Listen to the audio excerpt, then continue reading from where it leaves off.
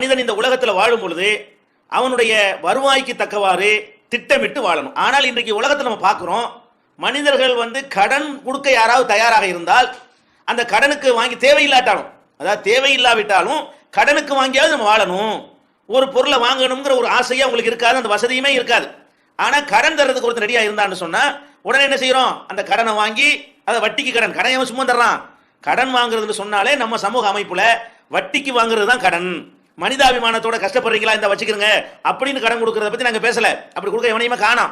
இப்ப கடன்லாம் எந்த அடிப்படையில் வாங்கப்படுது என்று சொன்னால் வட்டி அடிப்படையில் தான் வாங்கப்படுகிறது. இப்போ ஒரு மனிதனுக்கு ஒரு அவசரமாக ஒரு பொருள் தேவைப்படுகிறது. 50,000 ரூபாய் கடன் வாங்கும் பொழுது 2 லட்சம் ரூபாய் நகையை கொண்டு வச்சு தான் வாங்கணும். சும்மா இவன் கடன் தர மாட்டான். அப்ப 2 லட்சம் ரூபாய் பெருமானம் உள்ள ஒரு நகையை கொடுத்து விட்டு 50,000 ரூபாய் கடனாக வாங்கி கொண்டு வருகிறார்கள்.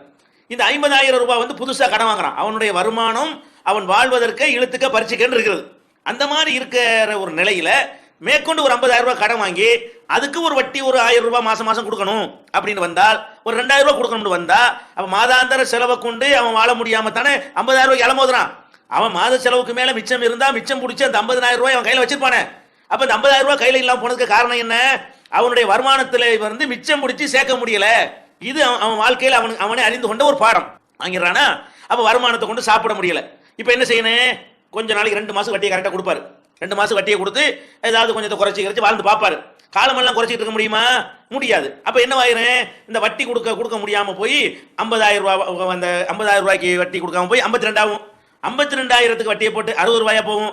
60 ரூபாய் வட்டியை போட்டு 70 ரூபாயா போகும். அப்ப வட்டிக்கு மேல ஏறிக்கிட்டே இருக்கும். நம்ம வெறுமனே வாங்கினது ஒரு 50 ரூபாய் காசு. இந்த 50,000 ஒரு 10,000 ரூபாய் நம்ம திருப்பி கொடுத்துருப்போம். 40,000 ரூபாய் காசு தான் வாங்கியிருப்போம். இந்த 40,000 ரூபாய் வாங்கின ஒரு காரணத்துக்காக வேண்டி அந்த 2 லட்சம் ரூபாய் மதிப்புள்ள நகை இருக்குத 2 வருஷம் கழிச்சு அவன் நோட்டீஸ் அனுப்பிடுவான். நீங்கள் எங்கள்கிட்ட கடன் வாங்கினீங்க 50,000 ரூபாய், அதுக்கு வட்டிக்கு அந்த வட்டி இவ்வளவு, அந்த வட்டிக்கு வட்டி இவ்வளவு, எல்லாம் சேர்ந்து இப்ப 2 லட்சம் ஆகிவிட்டது, உங்க நகை மூழ்கி விட்டது, முடிஞ்சிச்சு, கணக்கு செட்டில் பண்ணிட்டோன்றான். அப்ப நீ வெறுமனே ஒரு 50,000 ரூபாய் வாங்குறதுக்காக வேண்டி 2 லட்சம் ரூபாய் இழக்கிறியா? ஏன் நீ சிந்திச்சு பார்க்கல? ஒரு அறிவாளி என்ன செய்யணும்?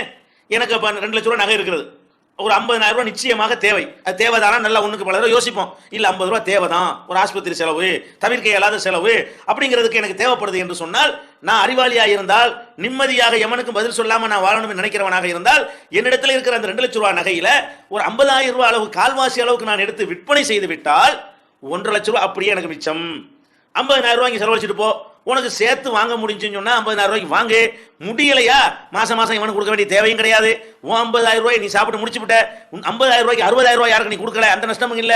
இந்த 1.5 லட்சம் ரூபாய் நகையை இழந்திய, அந்த நஷ்டமும் இல்ல. இது எவ்வளவு நிம்மதி? இந்த நன்மையை மனித குலத்தில் அடைஞ்சிருக்கிறார்களா? இல்ல. எதுக்கு எடுத்தாலும் வட்டி வாங்குறான்.